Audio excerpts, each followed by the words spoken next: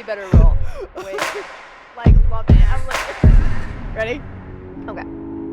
This is Haley. And this is Bailey. You're listening to Unleashed.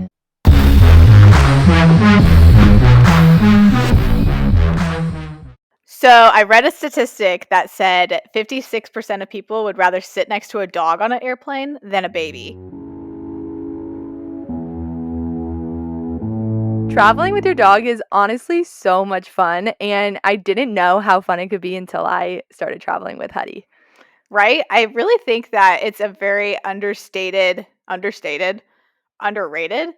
don't know which one would be underrated thing you do, because people often think that traveling with a dog would hold you back and prevent you from it seeing or doing things, but I think it's actually quite the opposite. I think a lot of times people get nervous about traveling with their dogs, and that's where it can maybe look like it would take the fun out of it. But once you do it, I think you realize how fun it can be. And I think it's just really preparing for traveling that can make it that much more fun. Because I feel like the first time before I traveled, I was so overwhelmed with what it was going to be like. And then I did it, and I was like, wait, this is so fun.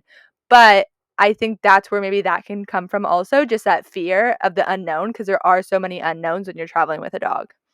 I totally agree. It definitely can be very overwhelming in the beginning. Like my first time flying with Olive by myself, I had a panic attack and I didn't board the plane. Like we were about to board and they were behind schedule and I wasn't able to like get all my stuff ready and like get her ready, and then I wasn't able to really say goodbye to my husband because he was taking a different flight, and I just full on freaked out and I just froze and I started having a panic attack right in the middle of boarding, and I was like, "Oh my gosh, I'm going to die right now." And I ended up not getting on the plane. And I was like, "Oh my gosh, I just missed my first flight ever." I want Olive to be calm. I mean, she was chill, but I know that they can like pick up our senses when they smell stress, and so that made me stress and did not help. But I mean, once I really got the hang of it, it did become very normal, casual, routine, and a lot of fun. But even in those moments, like, looking back on it, like, yes, that was a really hard moment then, but everything, with Olive was okay, and you guys were able to leave and figure out a new situation. And I think that's really what I had to work on for me when I went into it, was knowing, okay, if something doesn't go as planned, we're okay. Hmm. Like, we're gonna we'll Absolutely. reset. Like, we'll, whatever it is. And I mean, I've boarded a plane one time, and Hudson, just like you said, like, there wasn't enough time, and I got stressed, but Hudson didn't not feed off my energy. He was definitely, overwhelmed also, because I was like trying to get him in his carrier and get him zipped up quickly, and then he was all frazzled, and he's like, what are you doing? If you go into it knowing those things can happen, but to give yourself enough time sometimes, or to just be okay with things not going to plan, can help, because I love Absolutely. things going to plan, and that's just not how it always goes. Oh, it's so true. My dad always told me growing up when we would travel, you need to plan for something to happen every time. Nothing ever goes smoothly when traveling. And it's true. Every time I've traveled, something's happened, whether if it's related to Olive or not. Most of the time it's not, but you always plan for something to happen and you just have to go with it. And there are things you can do to really prepare and prevent some of those things that can happen when it comes to traveling with a dog. Like, training is huge, like, and preparing them, especially with their carrier. I cannot emphasize that enough. But there are other things you can do to help prepare yourself, your dog, and making sure you know what your plans are, what airport you're in. There's so many things you can do to really feel prepared for that first flight, or even if it's your 80th flight, it doesn't matter what. You can always try to be prepared for something coming, but sometimes you just can't prevent the most bizarre things from happening.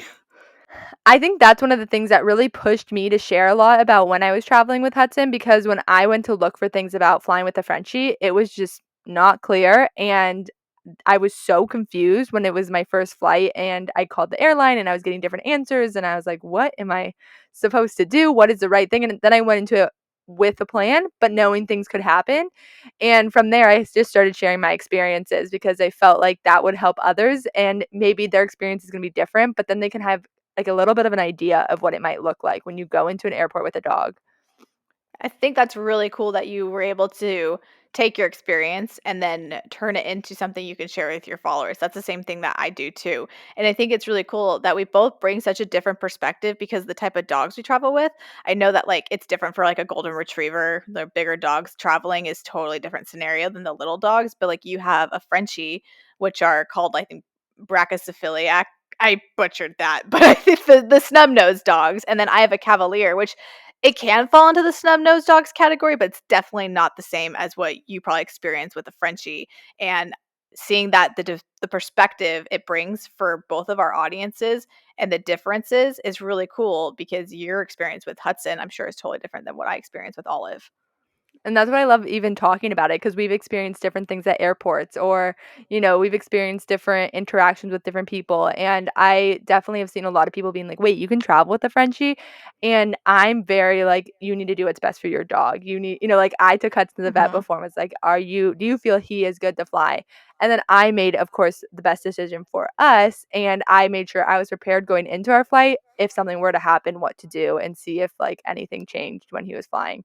But I think Absolutely. it's such a confusing thing because so many people think you can't fly with a Frenchie, and I think that comes a lot from one, you can't put them under a plane. They can't Mhm. be transported like that. So I think that one is kind of confusing because when you're looking on the website, it does have like French Bulldog written out on a lot of things because they can't go under a plane. And then in Europe, it does get a little more complicated with Frenchies. So I think with there being so many different rules, depending on where you are, where you're going, and all those things, it kind of makes the like Frenchie slash snub nosed dog a little bit of a confusing topic if you don't know what you're doing or you haven't done it before. And the thing I really noticed too is there's a lot of controversial information out there, whether if it's with a Frenchie or not.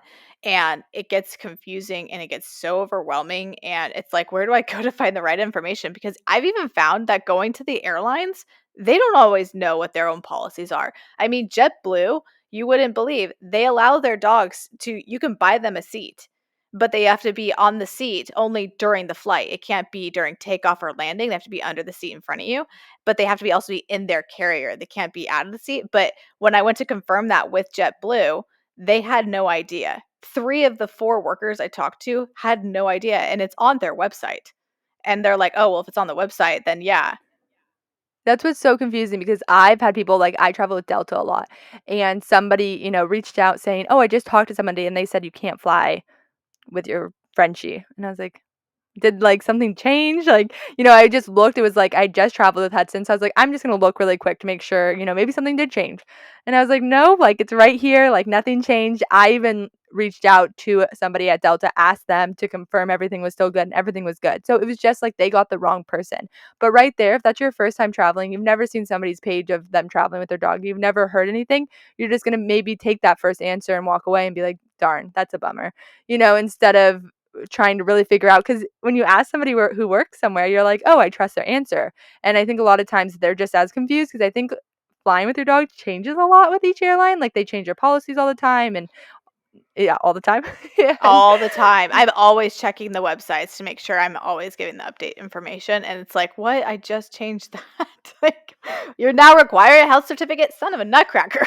Like Right? It's so confusing. And I think that's something I always make sure to even share on my posts is like, this was my experience during this time because things do change. And, a lot of things can come into play with that. And I think that's what's so great is like being able to look it up. But it is so confusing because I get so many messages and, you travel with a bunch of different airlines. So you're able to kind of get those experiences with different airlines where I've traveled with a few and I kind of know those really well. Delta's an excellent airline, and I'm so jealous that you consistently fly with them. I'm definitely a frequent flyer of like a majority of the airlines just because I try to find whatever's best for our schedule and time. And I usually don't think about checking Delta as often as I should. But like Southwest, I find is a great airline for traveling with a pet. I've only had maybe like kind of one incident with them, but it wasn't even like a problem. It was just kind of a policy thing. Olive's head was out of the carrier when I was boarding the plane. And the flight attendant pulled me aside and just said, "Hey, your dog's head needs to be in the carrier while you're boarding. But once you sit down, you can unzip it partially so you can like see inside." And I was like, "Oh, okay." But yeah, and that it was like the smallest thing. But like I know United, American Airlines, do Neptune. I'll talk about them later. I was just uh, I have a story on that for later. Definitely with what you just said, I had a very interesting experience with that. So we'll come back to that one in a little bit. yeah, and but Delta, I've noticed, has always been through and through one of the best airlines, along with Southwest, for flying with a pet. And I mean, I'm sure you can speak to that too. Yeah, I love Delta. So I've traveled mostly with Delta just because of where we're usually flying to. And, we fly a lot to Nashville because my family has a second house there. And I've also flown with United. They're good, but I've definitely had a little bit more hard experiences with them versus Delta. And something that I really love, especially traveling with a Frenchie, and I feel like Frenchies are a little buffer. So like they do look a little different in carriers in my opinion, versus like I feel like we put Olive and Hudson and carriers side by side and they're just a little more full. And they also can weigh a little more. So one thing with Delta that I love is like they're more focused on how your dog fits in the carrier rather than the weight of your dog. And Hudson would not make the 20-pound cutoff if it counted the carrier too. He like goes between 19 and 21 pounds. So it would be very stressful if I was trying to make the 20-pound cutoff It's like every right time. there.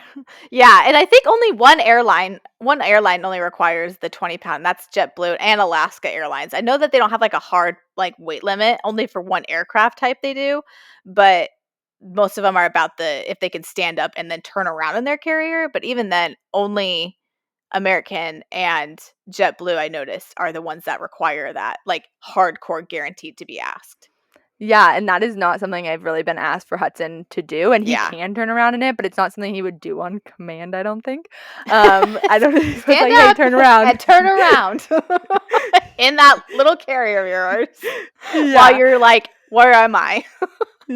Yeah, and that's what I love about Delta. They are every time I've flown with them, they are such dog people, and I really think it does, unfortunately, sometimes come down to having staff that are really into dogs and able to look at it and not already be frustrated maybe with, like, a dog coming up and seeing it and already having, like some airlines maybe are way stricter with that, and that would make me probably very nervous if I was flying with, like, American knowing that they're so strict with that because I've just heard of so many people being turned away because of that. So yeah, I love Delta. They've been so great every time we travel with them.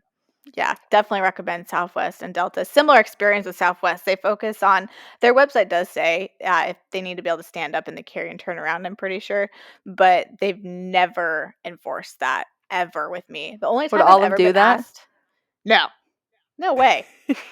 She'd be like, "What?" Yeah. She's so confused. But the only time we've ever been asked to demonstrate, I guess, anything like that was with United, and it wasn't even stand up. It was the bizarrest situation. They were asking me to show them Olive laying down and making sure her head didn't hitch didn't hit the top of the carrier, and I was like, "That's a new one. I've never heard that before." So, yeah, I was fine. Like she made it flying colors. I think most dogs in that scenario, if you can't stand up and turn around, they can lay down without their heads hitting the top of the carrier, you know? But Yeah, Hudson I can do think that that with it his tall ears too. yeah, and it's like I think it just kind of comes down to who's working that day, which is really unfortunate, but I will give credit for American Airlines though. They're consistent at being the worst airline, but they are also consistent at being asked or they're consistent in asking people to have their dog stand up and turn around. Like you don't know if United's going to do that, but you can guarantee it with American Airlines. So that's kind of a pro con with American Airlines that if your dog is like the size of a Chihuahua or a Yorkie, you should fly in colors, no problems. But Cavalier, Frenchies, I mean, the Shih Tzus could be borderline. Corgis definitely not. Like I know people who have had a corgi got turned away. I know so many people who get turned away from American Airlines, and it's just Me too. That is the most I see in my inbox for an airline that they get turned away from, and there it's always American. yeah. And I even have a BuzzFeed quiz I made that says, "Will you can your dog fly on American Airlines?" And it asks like three basic questions of can they stand up and turn around without their head protruding out of the carrier? How much I think do they weigh and just the basic questions and it will tell you yes or no if you can't because it's that simple when it comes to American Airlines. And even if your dog can stand up and turn around, and you're flying with American Airlines, I still don't recommend them because the experience of their customer service is not very good. I've flown them without a dog and it was horrible. They do not care if you have a good experience. They're just there to get a paycheck. They don't care about if you're happy, sad, whatever, or your experience. You're there to get on on the plane and get off. And if you land safely, like that's all they care about. And so I mean, if you're looking for a customer service satisfaction guarantee, I would steer clear of American.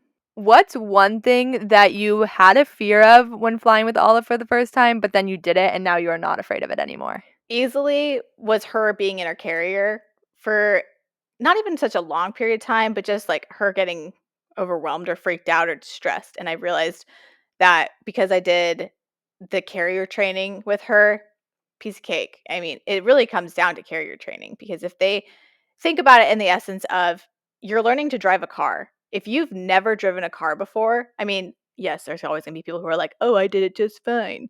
But, no, most people would be a mess if they or would get in an accident if you'd never practiced or were taught how to drive a vehicle. It's the same thing. If you don't teach your dog, especially if you don't use kennels at home or crates, that's even more of a reason you really need to practice much further in advance from your flight with a carrier because if they aren't used to it, they're gonna freak out. Yeah. So that's definitely something for me that we had to practice with, and that's because I've never used something like that. And to this day, I still get pretty surprised, even though we practice with it a lot. I'm like, it's so out of his like ordinary day routine that when he is in it, he's pretty comfy. I'm like, wow, like the practice paid off because he's not ever really in a space like that where he has to stay in something for a long period of time. So I would say like definitely practicing with it and like you say, like practicing and like picking them up and carrying them and like putting them in the car in their carrier and doing all these different things so they're used to it because when you're walking through the airport and you're carrying them and there's loud noises and then you're putting them under the seat, it's like there's a lot happening for them and it's a lot of change. And I feel like that's helped us a lot. And the first time we traveled, I practiced a little, but nothing like we had practiced, like after the fact. And interesting story on my first flight, actually, now that I think about it, and I said that we didn't practice that much, but it was before like everything got really crazy with airlines, and they were really nice. And they're like, you can take him out, like put him on your lap. And Hudson sat on my lap the whole flight. Like I didn't. At that time, I had no Yeah. idea. I didn't know that Well, was, they allowed it. like yeah, they were like, take him out like both ways, like there and back to Nashville. And this was before Mhm. rules got really strict. And he was in his carrier a little, but not the whole time. And then after that, I did practice the carrier a lot because I realized like, oh, we can't do that. He needs to be in his carrier a lot more. He needs to stay in it zipped up under the seat. But during that flight, I had no idea. So I do have pictures with Hudson on my lap, like looking out the window. People were always like, how did you do that? And I was like, oh, this was a long time ago. Like, I do not do that anymore. But, the practice really helped because it's Yeah. not something he's used to at all other than that. That's really good. I think that also, I mean, with him being on your lap, people often think that emotional support animals are still a thing, and they're not with airlines. And that was a thing back then, too. So, I mean, it wasn't really questioned. It was, oh, it's an emotional support animal, or even like people would think service dog. And that's a whole topic in itself. But since the airlines removed that emotional support animal rule in 2021, I think the end of 2021, all animals are now required to be in a carrier, and then obviously to each their own when it comes to the flight attendants. I always tell people practice them in the carrier, keep them in the carrier, and I have this thing called the WAG protocol. Like if they're in distress and people say, well, you can't ever pull them out. And I'm like, well, if your dog's obviously freaking the freak out and they're going to like potentially have a moment where they could die. I don't like saying that because it's very rare, but like for Frenchies or dogs with smaller muzzles, they can't regulate their body temperature as easily. So they can overheat. And so if they're like in distress, I definitely say, okay, for the WAG protocol, you watch them, you observe them. Then you ask the flight attendant if you can take them out. If they say no, but they're still freaking out, then go. You go get them out. Like I don't care. Deal with the repercussions after.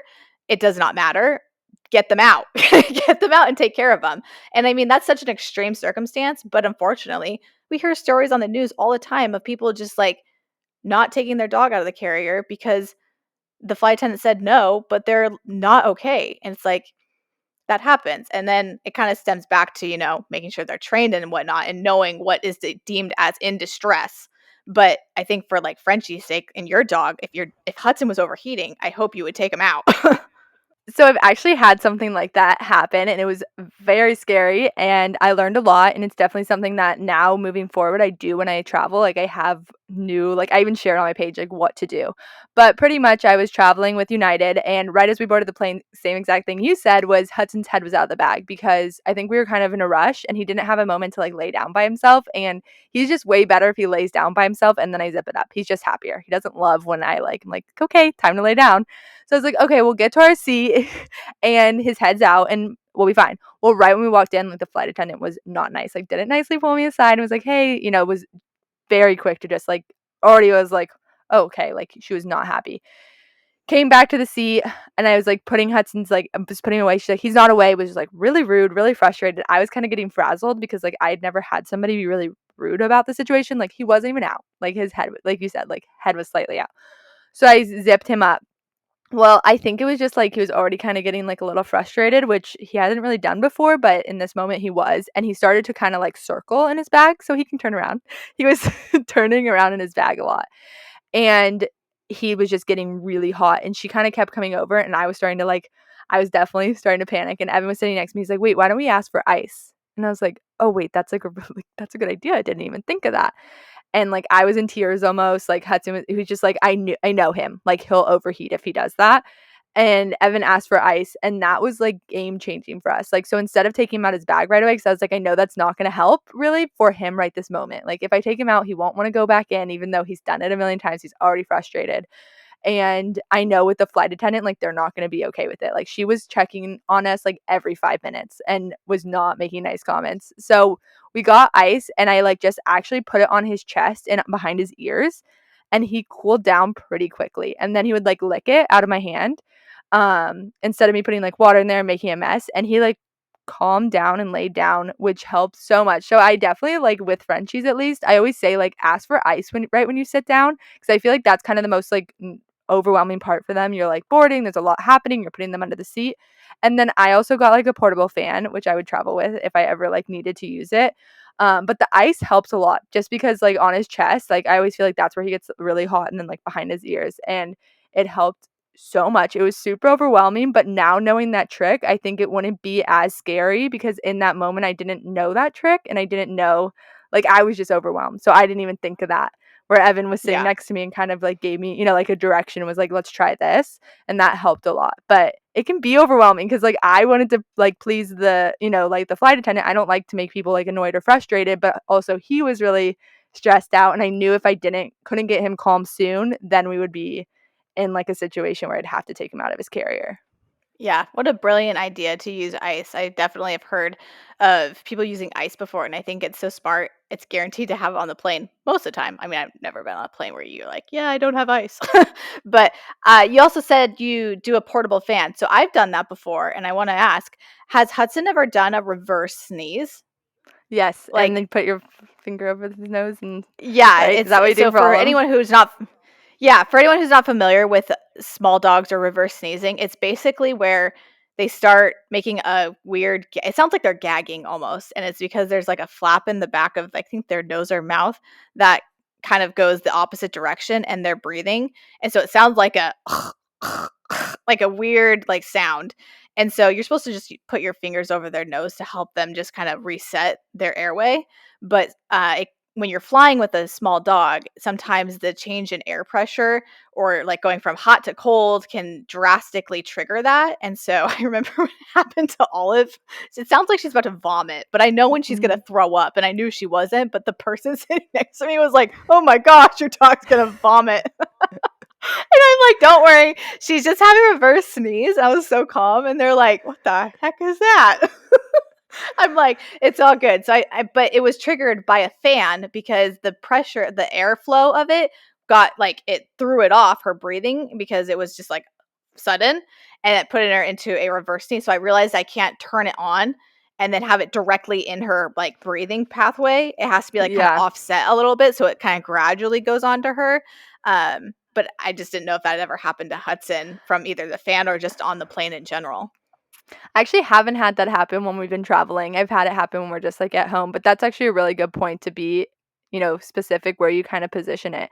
I think that can be so helpful. I mean, a little off topic, but even in our RV, like the fan is so helpful because the temperatures can be very different. It's not like you always have air conditioning on or things like that. And I think if you kind of even just like have it around them before you travel, it's kind of one of those things you probably have to practice with. I never even like thought much about it, but like if they're not used to having like something that close to them, like they might be like, "What is this? Get it out of like my space." Where Hudson is like literally lays on top of it. He's like, "Please get me as close as I can to this thing." That's super cool that you're able to find something that works for him because like I've never really done the ice thing before. I usually will do like Olive had gotten really hot on a flight with Southwest, and it was she rarely gets hot. Like she has pretty good ventilation, But even Bryce and I were like, "Oh my gosh, this plane is so warm." And I was sweating. And then I was like, "Oh my gosh," all I was like panting, and I started carrying with me a just simple hand washcloth. And then whenever if she would get warm, I would just get it wet with a cup of water and then I'd just lay it on top of her or underneath her. That way it's like a DIY cooling mat because cooling mats aren't necessarily, you can't bring them on the plane because of the gel inside of them. So it's not TSA approved unless you deem it as a medical device equipment for your dog. Then TSA cannot legally fight that. But it can get a little harder and tricky. So I don't recommend it. But if you really do want to bring a cooling mat, you can tell them it's for medical use. So That's super interesting. That's why it's, like, so fun to talk too because, like, I have the fan, but I haven't used the fan much, and, like, even that's a good, thought, but, like, ice has always been our go-to, but also knowing that you can, like, wet a cloth, and, like, that's something I've done at home, but, sometimes when you get on a flight, like, Hudson, that's only happened once when he got like that, so it was, like, you don't yeah. really know, and you don't really think about it always unless it happens, and then you kinda had to think in that moment, and that's why I think it's so fun to share those experiences because then if that happens to someone, unfortunately, they know, like, "Okay, I heard someone tried this. Let me just jump and try that instead of like being like, what do I do?" So speaking of ice, this is so funny and not funny because I don't know how in the world this like I was so calm about it. But our most recent flight, Olive had an entire Starbucks drink dumped on her. I was like, "What?" Like, so someone put their Starbucks, like, pink drink, I don't know what it is. It was something that was pink, and it had ice in it, and they put it on the arm between the seats, and she was an old lady. I think that's partially why I wasn't like, "Ah!" But she bumped it with her elbow, and it tilted back, and Olive was under the seat, and then it just started water falling down onto the side of the plane, all onto her carrier and all onto her. And I was like, "Oh my gosh, your drink is spilling on my dog. Your drink is spilling on my dog." So I like pulled her carrier out really fast and her carrier got stuck. And I was like, "Oh my gosh." And so I finally was able to get it out and I pulled her out. She had like sticky stuff all over her head. I was like, "Oh, we just gave her a bath this morning." And I was like, "Ugh." Luckily, her carrier wasn't like too wet or anything like that. And it was very manageable. If the flight attendant comes over and was like, "What's wrong?" And I was like, well, this lady's drink just spilled all over my dog." And they're like, "What?" Like, that's a new one. And I was like, "Yeah, her drink. I just need paper towels. Can I just have some paper towels, please? And some wet, some wet paper towels too, because it's sticky." So luckily we were able to clean it up. But I was like, wow, I don't even know how to tell my followers like how to prevent that one. But I was just like, when I was boarding the plane, I had this weird feeling. Don't put Olive under the seat like right away, like I usually do, like just to wait a second. Because usually I have like antibacterial wipes. Like before the pandemic happened, I would always disinfect everything just because I've seen people change their babies on those tray tables, and that's disgusting. So I'm like, I want to make sure that I'm not touching people's like baby poops. Anyway, and so I was like, I should just clean up my seat first and then I'll put her under. But I ignored that. And then that happened. And I'm like, gosh, dang it. And so I was like, gosh, but there's another thing that you can't prepare for every little scenario, but you just have to work with it. And Olive was chill. She was fine. And I didn't get mad at her. She felt so bad. She felt so bad. And I was like, I'm not going to make the situation worse by getting mad at her because she didn't do it on purpose. But it's just one of those things that you never know. You really don't. I feel like it's just like us traveling and then, you add that layer in of traveling with a dog and so many things can happen and it's just being okay with those things happening or handling them and being okay with handling them when they do happen. Like you said, like it wasn't ideal. You were not, super happy about it, but you also knew like, okay, things happen. We're just going to roll with it. It's not going to ruin the rest of our trip. So something I've been asked is, what do I do if my dog gets like kind of distressed on the airplane? And not necessarily in like they're overheating, but just like kind of, I don't know, start fidgeting and can't get comfortable and this won't stop like moving. And maybe it's because they want to sit on your lap or they're just not used to being in the carrier. I don't know what the scenario is. But recently we Olive took one of her longer flights. It was actually when we were coming back from Florida with you guys. And she really wanted to get out of her carrier, and I was really worried she had to go to the bathroom, but I was like, "No, she's fine." Like, I made sure she went, like, we're good.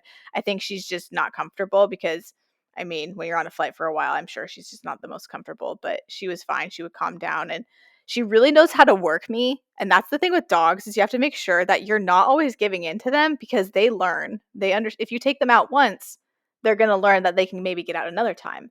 And so this last time we were flying, I was, like, so uncomfortable, and so I took my shoe off, And I try not to do I've never done this before, but I stuck my foot in her carrier and I had her snuggle with my foot. And so, like, but sometimes I'll reach in and like let them hold my hand, like, or like hold my hand, like I'll like let them like feel me. Yeah. Yeah.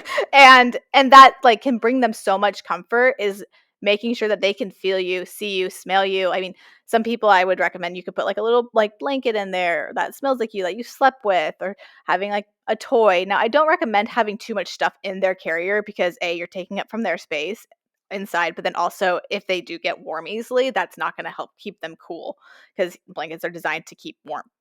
And but that was something I noticed really helped, and then I was able to, help her out, and it was those little things that you don't think of if your dog's getting kinda crazy, but just checking in on them, making sure that you can just put your hand inside the carrier and let them know that you're okay, you're good, and just try not to take them out. Yeah, definitely. That's when you said that, I was like, "Wait, I haven't done the foot one, but I have done it where I put my hand in his carrier so many times." Like, during the flight, one, if you're ever worried about their breathing, I put my hand on Hudson all the time because, I mean, I know he's good, but it's one of those, like, really good tricks. You can just kinda put your hand on them, and you can see how they're breathing very easily. Like, if you Mhm. can't, You can just feel their see if stomachs or something like that. yeah. When people ask me, they're like, "How do you check on him?" I'm always like, "I put my hand on him and you'll know, like, if he's breathing and like he normally does. Like, I know how he is." But also it makes him feel content and happy and like knows I'm there, like he's checking in. And if I don't check in on him every so often, he'll kind of be like, "Hey," like I can see his little head like, "Why haven't you checked in on me?" And then I'll check in on him. Something I have learned though with Hudson is, if, like you said, if you ever take them out of their carrier, they'll like do that. If I've ever like put my hand in it and then unzip it where he can like poke his head out, he thinks that's okay. So I had to like completely stop doing that because anytime I put my hand in, he would hit the top of the like carrier where the zippers were my hand was through, and it would just slowly like open. So Yeah, I it would, had to like, kind of pop, so it's, like, sliding open, right? yeah. So I had to kind of stop Exactly. that because he thought when I was putting my hand in, that was me saying, "Oh, it's okay to put your head out." So I had to Mhm. like stop that one because he Exactly, and I always definitely tell was people, working me. don't do that if your dog can't handle not coming out of the carrier. Like, if you Yeah. think your dog is gonna try and pop out or, like, get out, then I don't recommend that, but yeah, it's good that you are aware of that with Hudson because, I mean, for Olive, I think that was really the only time she's ever wanted to get out, and it was, like, over a 6-hour flight, so I think that that was partially why, but it's really interesting to see how every dog tries to finagle their way, or like they know you. They know how to like work Yeah. your heart, and she'll look at me. She will look at me with those glossy eyes, and my husband's like, "Don't do it. Don't give in." Like, this isn't even just like flying or anything like that. This could be at home, and she'll just be like, I'm like, "How can I not? Like, do you see this? She's so cute." I can't.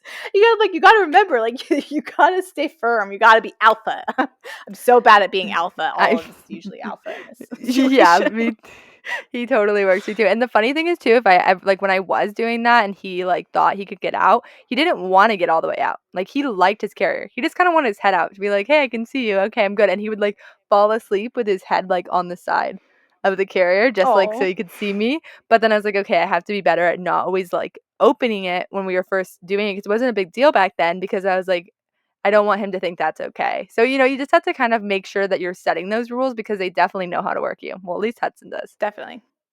So, can I ask a question? Do you give Hudson any type of CBD or any calming like things? And a lot of people ask me if they should sedate their dog, give him like a sedative, and I usually try to not advise giving those, but I think if you talk to your vet and your vet says okay, then do what your vet says. But I'm curious, do you do anything like that for Hudson? I've only ever traveled with pet CBD and I've only used it a few times. I don't have to use it every flight. I don't just give it to him just to give it to him, but I have done it like the one time he was getting worked up after he was like calmed down a little, like I gave him a little to kind of just help him really relax. That's really the only thing I've ever brought with us or used for him. He's never needed anything more and I feel like that's worked really well for us. Mhm. I For our first few flights, I tried our vet gave us a mild sedative, and I did not like it. Olive, I mean, she was fine, but it was me. I was worried about I didn't like it. I want her to be aware of what's going on. And especially because I knew we were going to be traveling a lot, and I didn't want her to not feel like she couldn't have control over her own sleeping, her own body. I mean, when dogs are on sedatives and if they're not used to it, they can cause, bowel leakage or just those little things. They can get tired, they can start barking. It's just you don't know unless you're familiar with them. That's why I always say talk to your vet because they'll know what's best. And most of the time I've noticed vets prescribe random medications for sedatives. Like people tell me a vast variety of sedatives and I'm like I know some of them have harder side effects than others and I'm like I don't recommend that one. Like there's one called like it's not trazodone. I don't I know, know what but you're talking about. yeah, I've it's heard of something like it. that. It's not I don't recommend it. I mean, unless you're vet. I'm not gonna go against the doctors, but I've heard more side effects from it than like I think acepromazine is I think a more mild sedative, but I don't use those. I use CBD like you do. I love our CBD. It also helps with dogs who have for Cavaliers, they have um it's called Chiari-like malformation or syringomyelia, SMCM. It's a You're common really thing getting with all the big the words in over there today. I'm trying. The thing is, Siri doesn't know what I'm saying if I can't say it right. And so I'm like having to really pronunciate it so she can try to spell out cause I don't know how to spell these things. So, but I can say them. So if I can say it, Siri will spell it for me. But those little things that the dogs can have helps with releasing like any pressure that can build up in their head because especially if they're dehydrated, it's really important to hydrate your dog before flying. Don't you give Hudson IVs? Yeah, I do fluids for Hudson. I actually talk a little bit about this on my page with a lot more information of the name and everything, but it's helped us a lot. So pretty much I don't do it every time, but what I'll do is I'll go to the vet before we travel and I kind of see where Hudson's at if he's dehydrated at all. He definitely can get dehydrated a little easier, and most of the time we'll end up doing one just because of Hudson and the things he's gone through, and it helps us so much, helps him stay hydrated. I do give him enough time because it does make them pee a lot. It's not like I do it like right before we travel, like the same day. But we love it, and I shared it on my page because it helped us so much, and I did say, like, go ask your vet, see if your dog even needs it, because it's not something you're gonna need every time, but like you said, they do get more dehydrated when you travel, so for us, it's worked really well. That's awesome. Yeah, I think that I mean, you can use coconut water. Just make sure you check the ingredients because some coconut waters can have like sugar in it. And then bone broth is a great one. If your dog doesn't like drinking a lot of water, like Olive's really like I have a hard time getting her to drink water, so we have to make it enticing. We'll like marinate cucumbers in water, marinate soak. I don't know what the word is. Infuse. We'll use those, but CBD is always a great, well-rounded one. I have a whole blog post on CBD on allthetraveler.com that talks about it. I know that a lot of dog parents use CBD and there's so many benefits to it. You just got to make sure that you're using the right ones and testing it before your flight. Don't Yes. do it the day you fly if you've never used it. That goes with anything, I think, really. I mean, Yeah. don't not use the carrier the day of your flight, like being the first time. To Yeah. try everything. I say start traveling with using the travel carrier. I recommend at least 3 months before your flight. That's a People are like, "Whoa, that's a far way away." I'm like, "But the sooner you have, even if you don't have a flight booked, start training. Even if you have the thought of traveling with your dog." And then when it comes to like CBD, I say at least a week out. That way you can really see how they react. But I even maybe say recommend even before that. I would see just so you really can see how they react to it because sometimes CBD can make dogs stomach upset and you just don't Yeah, want that them is to get not sick what you on an want. airplane. That is not what you want on a Oh plane. gosh. Yeah, and I Uh, mean, there's a lot of things you can do to really help them have a comfortable flight, and I always see the worst case scenario stories on the news, and it really makes me sad because you don't hear about the good stories because they're not newsworthy. But like you hear about that horrible situation with United, and wasn't a Frenchie that like got put in the overhead bin? yeah, that was very sad. It's so sad, and like, ugh, I could get into that for quite some time. Like, what? But yeah, I mean, I'll say if you're on an airplane and someone is telling you to do something that you don't feel is like that doesn't make sense. For example, if a flight attendant's telling you to put your dog in an overhead bin and like it's your first time flying, like we've talked about this, and you said like for me, I get really overwhelmed and I just don't want to make people upset, and so that can be something that's hard for you. And in your gut, like you're the only one that can be an advocate for your dog. So if you feel that it's not something that's right, then maybe you don't fly.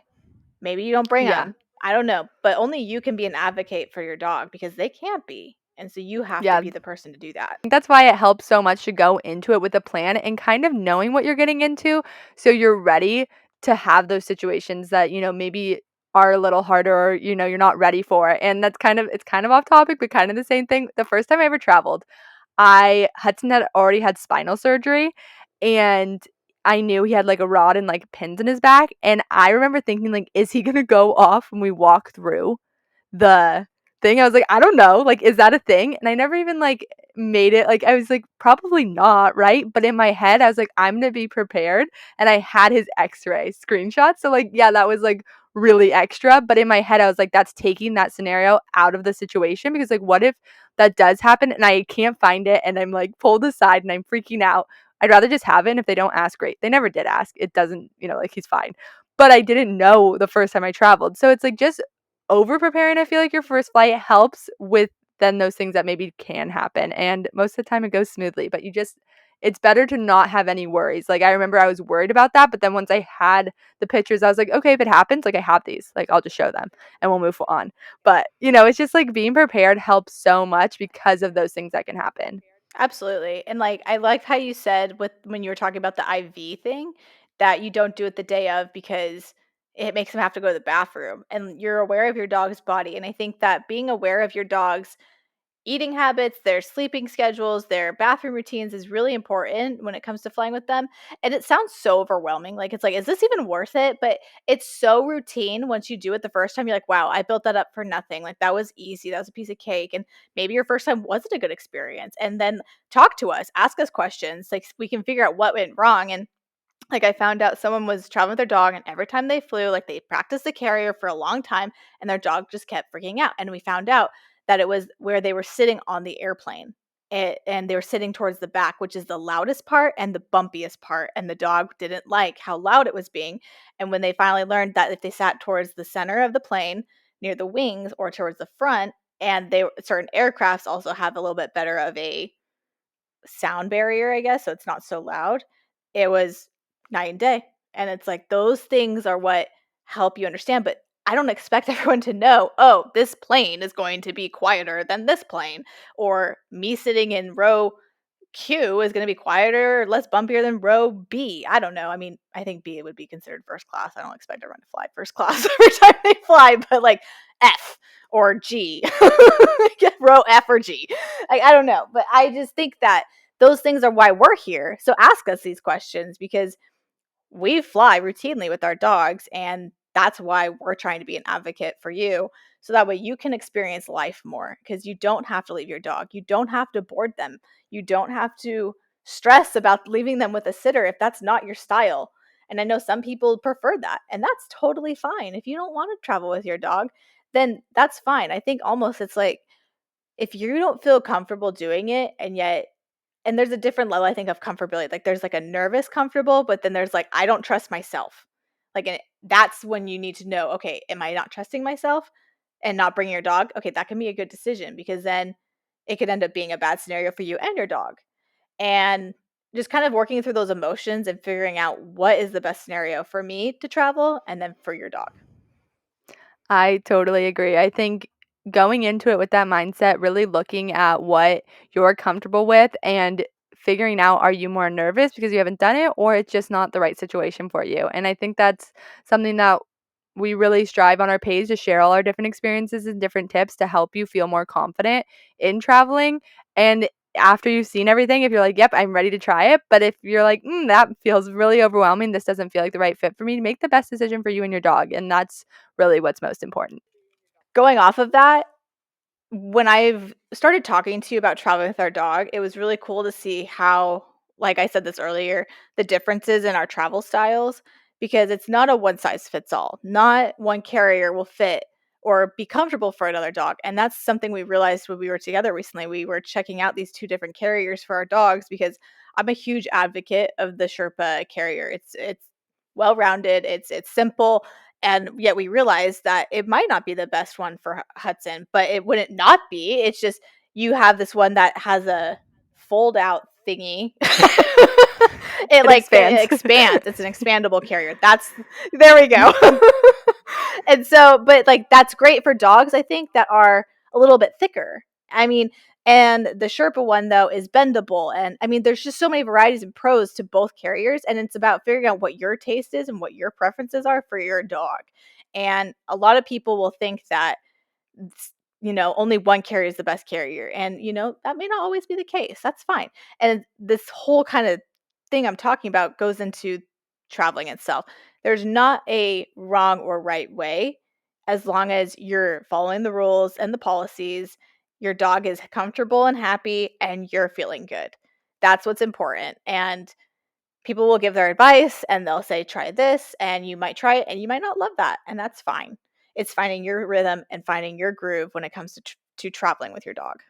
I think that's what's so amazing about social media and different platforms like this, like podcasting and our YouTube and our Instagrams and all of those things is being able to see different experiences and different, your favorite carrier versus my favorite carrier and somebody else's and have people be able to like look at all these options and then find the best for them. And just like you said, just because you're in love with this carrier, it doesn't mean you're saying this is the only carrier you should use. And when I'm saying I love my carrier, I'm not saying this is perfect for everyone. I've just found what works for us and I've tried other carriers. And I'm sure it's the same with you. If you find something that works, it's like, why switch it up right now? If it works, it's great. I'm going to recommend this. We've had a great experience with it. And I think that's the same with like flying with Delta versus you flying with Southwest mostly or whatever it is. It's like I've had the most experience with Delta versus other airlines just because I'm comfortable with it. I like it. It works really well for us.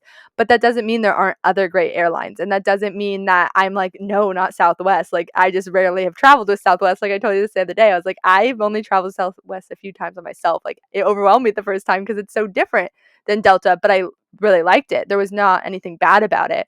And I think that's where sometimes even on like our social media pages, we talked about this where it's like we've said something and people are like, no, you're wrong. Like, that's not the best carrier. And you're like, well, I'm not saying it's the best carrier in the entire world. I'm just saying this is the best carrier for us. And that's why I'm recommending it because I found it works really great. And if you want to try it out. And I think that's what's can get kind of confusing sometimes, but I think is something that's really great to talk about is being like, hey, we love this, but that doesn't mean might be the right fit for you always. Exactly. And that's how it is with traveling with a dog. It's not a one size fits all. And if you have questions about traveling with your dog, let us know. We would love to answer your questions. We do it often. I had so much fun discussing this topic today with you. It's so much fun to talk about the different ways that we travel and the experiences that we have had. If you have any questions about traveling with your dog, please send us a message. And if you have any fun topic ideas that you really want us to talk about, please let us know.